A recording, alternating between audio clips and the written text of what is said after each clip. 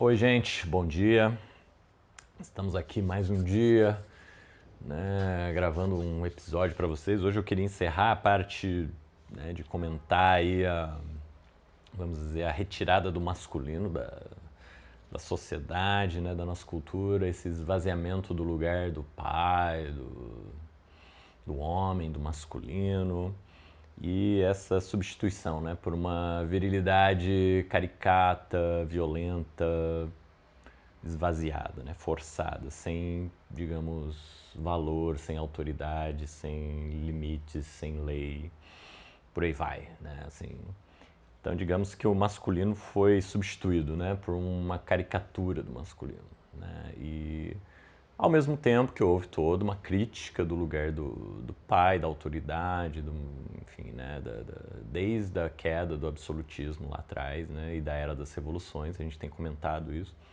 E qual que é, digamos, a reação do homem diante disso tudo, né? Então, eu acho que aí temos um ponto cego importantíssimo, assim, para a gente focar e debater, né? Porque eu percebo que parece que isso é um assunto meio tabu também, né? Então, eu acho interessante isso, né?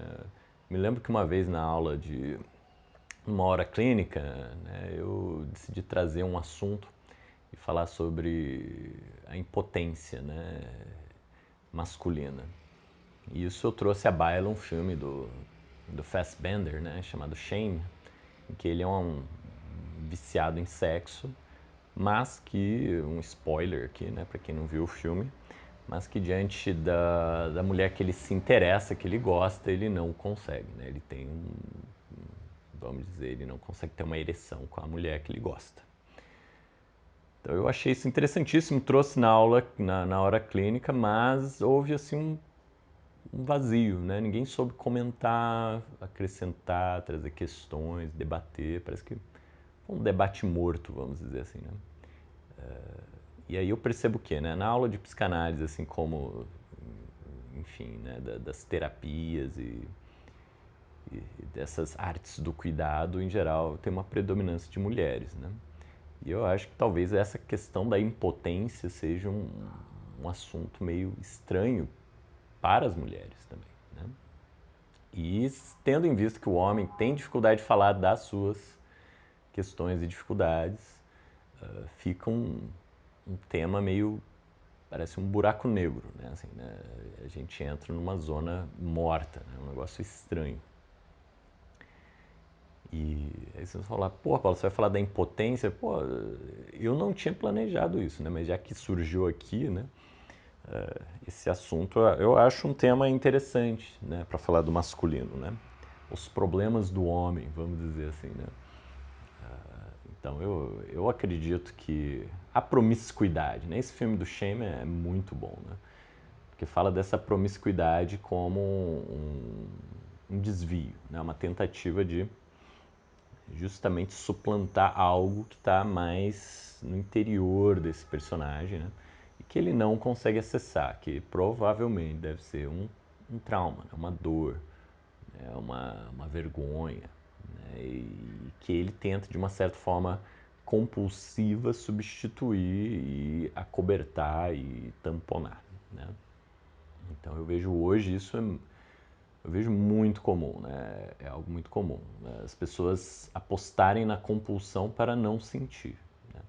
E isso já relembrando a cultura do narcisismo lá do Christopher Lasch, né? Assim, as relações hoje amorosas tendem a reproduzir compulsões, né? Para que a gente não consiga sentir. Né? E isso é a nossa vida quase que inteira, né? A gente trabalha que nem um louco o dia inteiro para não sentir, não é para ter dinheiro, né? Então, assim, a gente está cada vez mais longe de ser de forma integral. A gente não consegue mais pôr os dois pés na existência, né? A gente precisa de subterfúgios, de artifícios para ir cobrindo a nossa existência, que é inerentemente, essencialmente dolorosa, traumática, sofrida, né? E por isso que esse sofrimento não passa, né? Não se cura. Então a nossa sociedade hoje é uma espécie de bolsão, de bolha, né? De uma espécie de sei lá, né, de uma ferida enorme que não se cura. Né? Essa eu acho que é a maior definição da nossa civilização atual. Né? O masculino eu acho que está na linha de frente, no fio condutor dessa questão, que é o trauma atual. Né? Dessa coisa oculta, dessa coisa da qual não podemos falar, né? Desse tema tabu. Então, eu acho que esse assunto é importantíssimo e hoje eu vou tentar conduzir esse assunto. Né? O tema do shame, da impotência, quem sabe um próximo episódio, né? Mas eu acho que provavelmente hoje eu devo pincelar algumas coisas, falar algumas coisas em cima desse tema. Né? Eu queria começar por uma parte que eu intitulei como O Homem Sempre Tem Razão. Né? Por quê? Eu vejo muitos pacientes reclamando disso, né? De não conseguir conversar com os seus parceiros. Toda vez que toca algo que lhes é caro, algo que eles estão fazendo, que, por exemplo, não colaborar na faxina, não colaborar nas tarefas do dia a dia, não querer fazer compra, por aí vai. Né? Coisas normais de uma pessoa adulta. Né? Então, assim, a gente vê cada vez mais pessoas que vivem na casa dos pais, que moram sozinhas, sei lá, e não conseguem limpar a própria casa, não conseguem cuidar da sua higiene pessoal, vive comendo iFood, vai adoecendo, pressão alta e por aí vai. E qual que é o cerne dessa questão e algo que eu gostaria de acrescentar nesse debate aqui para vocês? É que a nossa cultura moderna, ela se baseia lá no cogito cartesiano, né? Eles falam assim, pô, Paulo, por que você tirou isso, sacou isso do nada agora, né? O que tem a ver o penso, logo existo com essa questão do homem sempre tem razão? Hoje eu vou trazer poucas referências, tá, gente? Porque tudo isso são maquinações da minha cabeça maluca, tá? Então, quando eu falo vamos viajar na maionese, eu não estou brincando, né? A ideia aqui é viajar violentamente mesmo, né? E o que tem a ver o cogito cartesiano com essa postura covarde, né, meio imbecil do homem contemporâneo, né? Meio estúpida, né? Essa é a palavra, né? Uma estupidez, né, intelectual total que a gente está vivendo hoje. Por que que eu digo isso? Porque, com base no cogito, né, se o Descartes estava num esforço tremendo de achar uma certeza absoluta, né? Uma coisa que fosse inquestionável, indubitável.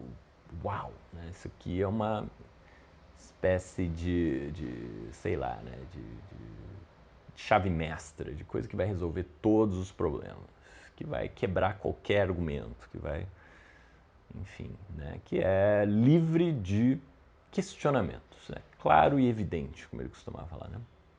E qual que é o problema desta posição intelectual, né? Desta verdade quase que cristalina que ele traz, né? Daquele processo de destilação da verdade que ele escreve no livro dele. A questão vocês já começam a perceber que é o quê? Essa tentativa, essa vontade de verdade, né, como Nietzsche fala, ela esconde uma deficiência, uma debilidade, vamos dizer, um sofrimento que o Descartes já estava cansado na época dele, que é aqueles debates infindáveis da época escolástica, né, da Idade Média. Então ele estava cansadinho de ter que debater com as pessoas, de ter que ficar argumentando toda hora a respeito de coisas que não levavam a lugar nenhum, né? Que era o tal do debate do sexo dos anjos, né? Assim, ficar debatendo coisas que não tem nada a ver. Então Descartes ele queria, né, criar um método para extrair das coisas e da realidade e por aí vai, uma certeza que fosse quase que livre desses questionamentos bizarros, né? E isso, em tempos de fake news, eu acho que né, é uma questão assim que já está voltando de novo, né? A gente já está voltando para a Idade Média de novo, né? Tem que ficar debatendo se a Terra é plana, não é, enfim. A gente está com saudade, né, daquela época. Então, qual que é a questão justamente desse nascimento da ciência, dessa espécie de máquina que atravessa tudo, né, que prepara o terreno, né, que corta todas as possibilidades de dúvida. O que está atrás dessa posição? O pulo do gato aqui, gente, que, enfim, né, as minhas amigas, colegas, mulheres que se relacionam com homens e que estão cansados disso.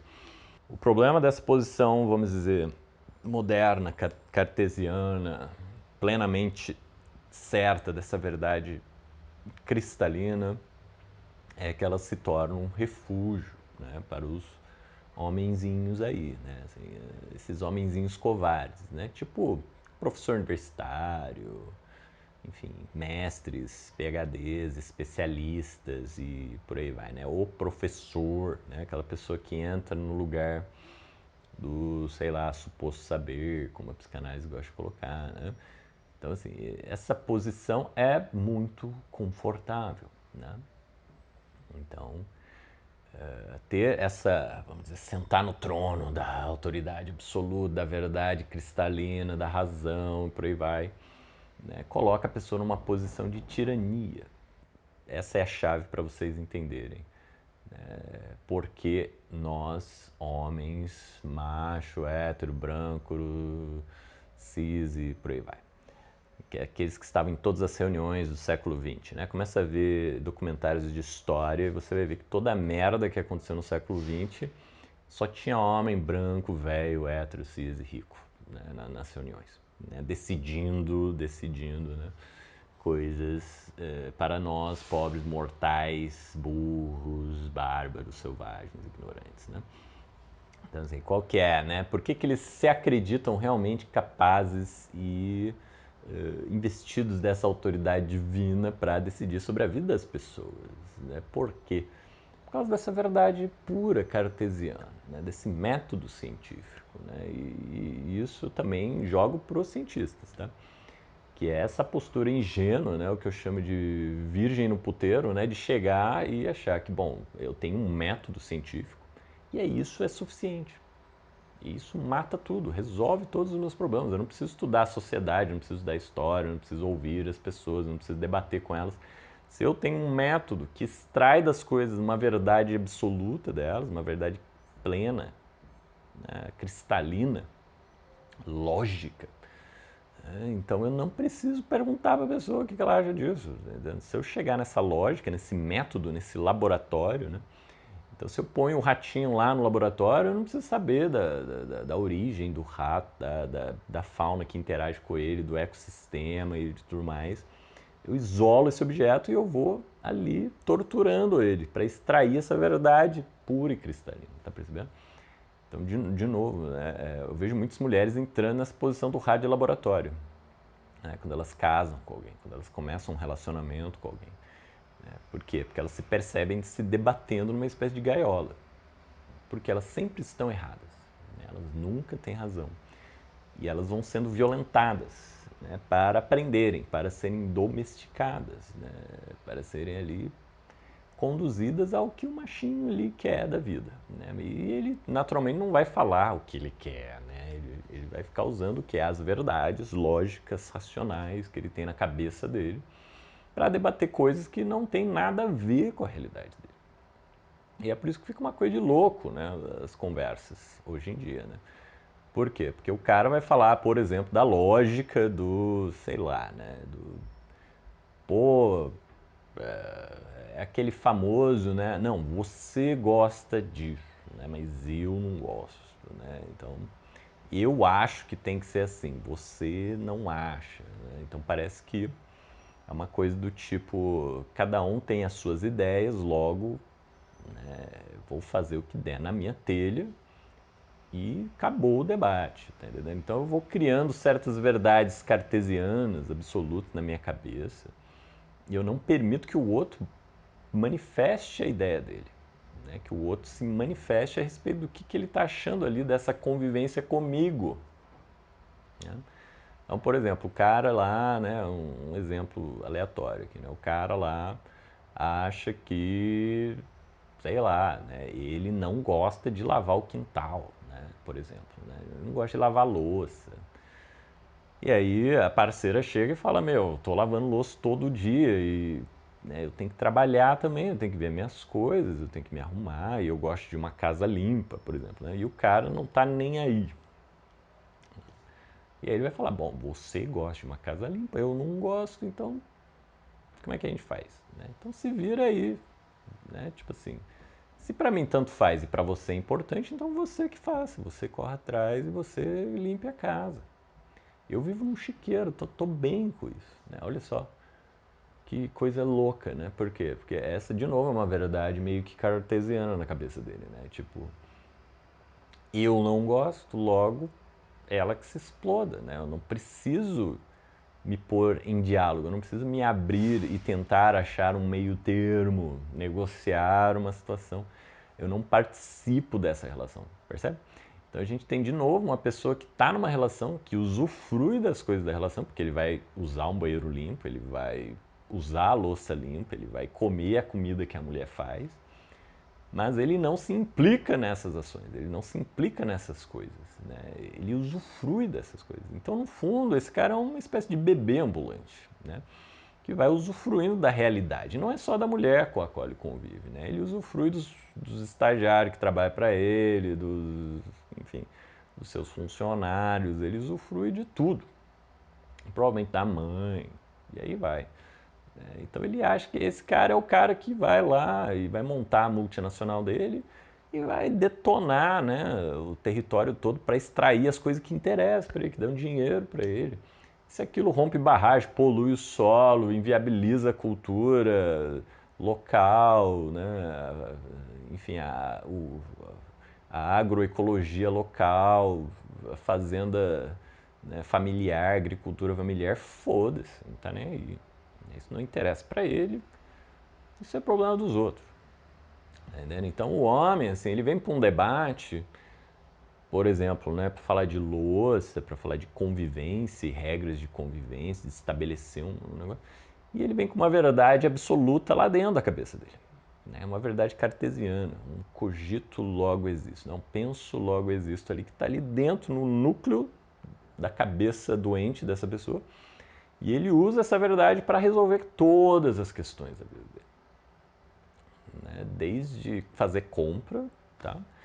Então o cara, a mulher fica louca, né, num debate desse. Por quê? Porque ela tá falando ali de fazer compra do mês e o cara tá falando de individualidade. Né? Então isso aqui não, isso aqui é a minha liberdade individual, inviolável, é tipo liberdade de ir e vir, né? Eu vejo o pessoal, os policiais detonando os outros na rua, né, com um bala de borracha, spray de pimenta, sei lá. E aí eles vêm, no final da história, para falar de liberdade de ir e vir. Não, nós temos que resguardar a liberdade das pessoas de ir e vir. Ou seja, claro que é verdade isso, né? Que as pessoas precisam ter liberdade de ir e vir. Agora, esta verdade não tem nada a ver com a cena de violência brutal da polícia com as pessoas que estavam ali protestando. Né? Porque protestar também é um direito das pessoas. E aquela violência é completamente injustificada na maioria das vezes. Então o cara não se abre à realidade que ele está envolvido. Ele não entende as circunstâncias nas quais ele está envolvido. Ele não tem uma visão, uma empatia, uma conexão com aquela situação, com as pessoas que estão ali envolvidas.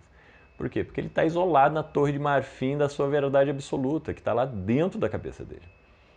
E como é que você vai questionar uma verdade absoluta, entendeu? Então isso é o que eu falo de covardia extrema que está embutida no coração da modernidade. Né? E isso eu não ouço em lugar nenhum, ninguém fala essa porra, né? Por quê? Porque todo mundo usa essa merda para violentar a porra toda. Né? Então você é um bicho violento, escroto, diariamente trata seus alunos que nem idiota, né? Que nem burro, por quê? Porque as perguntas deles são perguntas que não estão conectadas com o monotema da sua cabecinha, né, professor abençoado. Né? Então aquele gênio absoluto que está ali, que sabe tudo de tudo, no fundo é uma pessoa, eu percebo assim, que quanto mais uma pessoa sabe, menos aberta ela está ao outro, né? Menos aberta ela está às relações vitais do seu entorno. Né? E por isso que o cientista, o intelectual, né? Essa figura geralmente masculina, branca e por aí vai, É uma figura meio largada, meio suja, meio burra, meio estúpida, né? Assim, não consegue ter relações com as pessoas, né? Fica isolado, né? Tem uma meia dúzia de patota que fica lambendo a pessoa, e, enfim, que aguenta esse tipo de coisa para ter acesso a esse ciclo hierárquico de status doente que é, sei lá, a vida acadêmica e por aí vai, que a gente vê por aí. Então, assim, isso tudo é esse ponto que eu estou querendo trazer para vocês, né? Dessa coisa do homem sempre tem razão. Vamos lá, segundo ponto aqui para a gente não estender demais esse vídeo, né? A incapacidade do homem de falar, né? De poder articular suas questões emocionais. Isso também eu acho uma coisa interessante, né? Por quê? Porque as mulheres, em geral, vão se desdobrar para poder falar por esses homens, né? Para poder entender a situação deles, para poder acessar o que está acontecendo, enquanto os homens ficam quietos. Mas o ponto é, o silêncio é uma estratégia, tá? O silêncio é uma forma de não colocar as intenções malucas, infantis e bizarras que esses caras têm na cabeça deles, né? Então, assim, o cara não vai falar, olha só, eu tô quieto, mas na verdade o que eu quero é uma espécie de burro de carga que faça tudo pra mim e não reclame de nada, né? Ele não vai falar isso, por quê? Porque não vai soar bem, né? Ele não vai conseguir, né, te convencer a ser o burro de carga dele. Então ele vai ficar quieto, né? Quando você fizer uma coisa pra você, quando você fizer uma coisa normal, legal, bacana, quando você quiser ter uma relação normal com esse cara, ele vai bugar, vai ficar quieto, né? E você vai ficar perdido. Quando você fizer algo que ele não quer, que ele não gosta, ele vai ficar emburrado, ele vai brigar, ele vai jogar coisa na sua cara, ele vai se tornar violento. E aí você vai ficando meio perdida, né? Vai ficando meio putz. E até chegar ao ponto que é o ponto de adestramento, né? Que é aquele ponto que você vai falar assim, meu, não adianta falar com ele, eu vou fazer isso sozinho, né? Então não adianta ficar pedindo pro fulano, então eu vou lavar a louça sozinho, vou cozinhar, vou fazer tudo. Porque não adianta, dá muito trabalho, desgaste, né? Ah, não adianta pedir para ele para fazer compra comigo, então eu vou sozinha. E a mulher começa né, a virar o burro de carga do cara. E aí o cara vai meio que recompensando isso, né? Porque daí à medida que ela vai fazendo tudo, ele vai ficando bonzinho, legalzinho, agradável. Olha lá, né? A gente tem de novo o ratinho dentro da gaiola, né? Assim, fazendo uma espécie de adestramento via tratamento de choque, né? Então isso para mim está na raiz da questão do silêncio, né? Então vocês estão sacando, né, vamos dizer, o ferramental da masculinidade atual? Certezas, né, que são utilizadas para a porra toda, né? O cara pega uma certeza ali e usa na vida inteira dele. E a gente que se exploda, né? Porque como é que você vai questionar uma certeza indubitável, né? Então, indubitável, e fica difícil, né? Debater com um maluco que só usa uma certeza para falar de tudo, né? Então é complicado. Segundo lugar, não falar. Então essa estratégia dele, ele vai meio que te empurrando, né? Para entrar na forminha, no lugar, na gavetinha que ele quer, né? Então, assim, você tem que ser gostosa, né? Pra quê? Porque ele quer uma mulher gostosa. Mas ele não vai falar isso, então ele vai falar, pô, você tá comendo demais, né? Pô, né? Mas a pessoa, a mulher, coitada, tá ali, né, embarcando num monte de compulsão, por quê? Porque tá perdida também. Tá vivendo o pão que o diabo amassou ali naquela relação. Então ela começa a ficar desesperada e ela vai cair em compulsões. E aí o cara vai ficar tristinho porque é compulsão alimentar, podia ser uma compulsão por academia, né? Nossa, ele ia ficar feliz da vida. Então isso é só um pedaço desse quadro doentio que a gente está tendo hoje em dia, né, gente? Então se lembrar que o Christopher Lasch escreveu lá a cultura do narcisismo na década de 80, né? Já dá para perceber que poder daquela época já estava claro que o que a gente tem hoje ao nosso redor não são pessoas, né? É um bando de feto em forma de gente que fica querendo dar tratamento de choque nas outras pessoas para que elas formem uma espécie de berço orgânico desse ser infantilizado, né? Então as pessoas que trabalhem, foda-se, né? Foda-se a pandemia, foda-se as pessoas vão morrer, vocês têm que trabalhar para manter essa elite maluca, insana aí no poder. E é isso aí, né? E se não tiver bom, gostoso, eles querem dar o golpe mesmo. né? E foda-se os outros, foda-se as instituições, em sociedade, essas coisas, né? Meio retrógrado. Pra quê, né? Se a sociedade tivesse um bando de escravo de novo pra essa galera, pra essa elite aí que fica, né, maquinando golpes pelo WhatsApp, estaria tudo bem, porque se eles estiverem bem no condomínio deles, na riqueza deles, né? Ó, a desconexão. Então, assim, o ponto final aqui, gente, né, tendo visto o tempo aqui, onde que eu quero chegar, né? O ponto que eu acho que é a nossa crise suprema hoje aqui, uma das mais difíceis da gente encarar, é a crise da responsabilidade, né? Então, todos os nossos valores ideais, aspirações, principalmente quando eu vou entrevistando as pessoas, perguntando, conversando com as pessoas, eu vejo que o ideal das pessoas gira em torno de uma coisa infantil, uma coisa primitiva, estranha, né, que não é relacional. O ideal das pessoas, por exemplo, é ter dinheiro sem precisar trabalhar. Né, poder, sei lá, ter relações sem ter relações, né, sem ter os ônus da relação. Né? Então eu falo, cara, o sorvetinho, a casquinha do McDonald's hoje resume todo o nosso ideal existencial. Né? Paulo, né, eu quero ter uma coisa doce de vanila, sem pedaço para eu mastigar, entendeu? Eu quero uma coisa que derreta na boca, né? Assim, um parceiro que derreta na boca, né? Uma pessoa que não tenha subjetividade, uma pessoa que não tenha, né, fibras existenciais, né? Uma pessoa que seja desossada, né, de sua, enfim, de sua interioridade, de sua história, de seus traumas, de suas dores, né? Então eu vejo que hoje o grande problema das pessoas é tentarem ser o sorvetinho do McDonald's, né? Eu falo para as pessoas, gente, sofrer é normal, a gente só precisa lidar com isso e não tem problema nenhum. E se você consegue entender isso, né, a gente vai entendendo que assumir responsabilidades é uma coisa fundamental para a gente ter sanidade, gente. Senão não vai, não tem como, né? Então eu vejo que a gente vive hoje uma crise, uma falta de lideranças no mundo brutal, justamente nos momentos mais críticos que a gente está vivendo, que é da pandemia, que é uma possível terceira guerra mundial. Não tem lideranças decentes no mundo, né? Vide Bolsonaro no Brasil. Então, o que está acontecendo? Isso eu acho que é um problema do masculino, né? Uma incapacidade de assumir as coisas que faz e de lidar com as consequências disso, né? Isso é assumir a responsabilidade.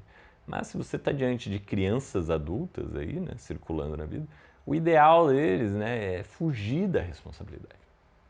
Então eu vejo que as pessoas hoje não querem ser líderes. Por quê? Porque elas não querem responsabilidade. E quem é líder não é líder, né? Ele quer ser líder só para ganhar mais, só para poder mandar nas pessoas, para poder dar a canetada dele lá, aquela coisa toda, que não tem nada a ver com liderança, né? Então, assim, isso é uma coisa que eu acho incrível, né? Que a pessoa está lá numa posição de poder e não entende o que é isso. Não sabe se responsabilizar, fala um monte de merda no dia seguinte e desfala as coisas que falou.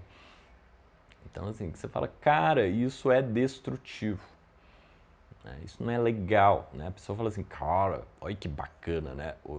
Né? Esse bando de militar que tá no poder ganhando, né, contra-cheque de 100 mil reais. Pô, o cara deve estar se achando o máximo, né? Assim, caraca, ó, nossa, eu estou no poder, estou enchendo, né, minha conta de dinheiro.